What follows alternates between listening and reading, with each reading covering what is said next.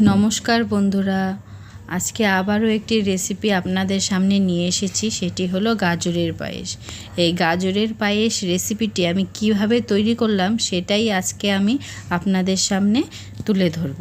তাহলে চলুন শুরু করি। আজকের এই রান্নাটি আমি কিভাবে তৈরি করলাম সেটাই দেখে নেওয়া যাক। আমি এখানে 250 গ্রাম গাজর ভালো করে ধুয়ে কেটে পরিষ্কার করে নিয়েছি।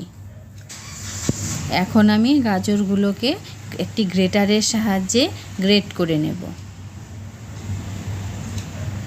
এই দেখুন, এইভাবে আমি গ্রেট করে নেব। আমার সম্পূর্ণ গাজর গ্রেট করা হয়ে গেছে। এখন আমি রান্না শুরু করব। আমি এখানে কড়াইয়ে 1 লিটার দুধ নিয়ে নিয়েছি। দুধটাকে আমি জাল দেওয়ার জন্য গ্যাসে বসিয়ে দিয়েছি। আমি অন্য একটি গ্যাসের দিকে আমি আরেকটি কড়াই বসিয়ে দিয়েছি। কড়াই গরম হয়ে গেছে। এখন ওর মধ্যে দিয়ে দিয়েছি 1 চামচ সাদা তেল আর 1 চামচ ঘি। ঘি আর সাদা তেল গরম হয়ে গেল। এর মধ্যে আমি এখন দিয়ে দেব কেটে রাখা গাজরগুলো। এই যে দেখুন, আমি কেটে রাখা গাজরগুলো দিয়ে দিচ্ছি। এবার আমি গাজরগুলোকে ভালো করে ভেজে নেব। এইভাবে হাতা দিয়ে নেড়ে ভালো করে ভেজে নেব। এই দেখুন, এখন এর মধ্যে দিয়ে দেব 1 চিমটে নুন। দিয়ে আবার গাজরগুলোকে খুব ভালো করে ভেজে নেব।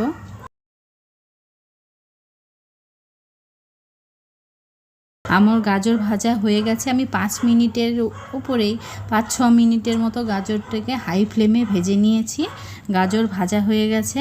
আর ওই দিকে আমার কড়াইয়ের দুধও ফুটে উঠেছে। এখন আমি এই ভাজা গাজরগুলো কড়াইয়ের মধ্যে দিয়ে দেব। এই দেখুন, কড়াইয়ের দুধ কিন্তু ফুটে গেছে। এর মধ্যে আমি এখন ভাজা গাজরগুলো দিয়ে দিচ্ছি। এই দেখুন, ভাজা গাজরগুলো দিয়ে দিচ্ছি। সম্পূর্ণ গাজর দিয়ে দেওয়ার পরে আমি খুব ভালো করে দুধের সঙ্গে গাজরগুলো মিশিয়ে দেব। মিশিয়ে দেওয়ার পরে আমি 15-20 মিনিট হাই ফ্লেমে জাল দিয়ে দেব।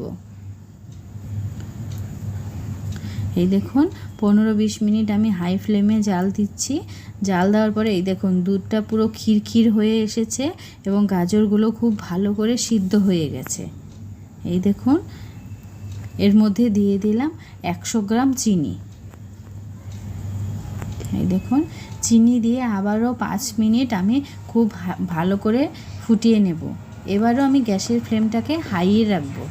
এই দেখুন, যখন এই যে দেখুন, যে দুধ দেখেই বোঝা যাচ্ছে যে কি সুন্দর দেখুন ঘন হয়ে এসেছে এবং ক্ষীর হয়ে গেছে।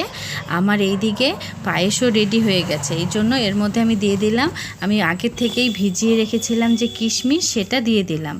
আর এখানে আমি আমন্ড কুচিয়ে রেখেছিলাম, সেটাও দিয়ে দিলাম। দিয়ে একবার খুব ভালো করে নেড়ে তারপর আমি গ্যাসের ফ্লেমটাকে বন্ধ করে দিয়ে 5 মিনিট রেখে দেব। 5 মিনিট হয়ে গেছে। আমার গাজরের পায়েসও রেডি হয়ে গেছে। এখন আমি নামিয়ে পরিবেশন করে নেব। এই দেখুন বন্ধুরা, আমার গাজরের পায়েস রেডি হয়ে যাওয়ার পর আমি বাটিতে নামিয়ে নিয়েছি। খেতে কিন্তু সুস্বাদু হয়েছিল। বাড়িতে আপনারাও একবার ট্রাই করবেন। আর যদি ভালো লাগে আমার এই রেসিপিটি, তাহলে অবশ্যই একটি লাইক দেবেন, কমেন্ট করবেন এবং শেয়ার করতে ভুলবেন না। আর আমার চ্যানেলটিকে সাবস্ক্রাইব করতেও ভুলবেন না। ধন্যবাদ।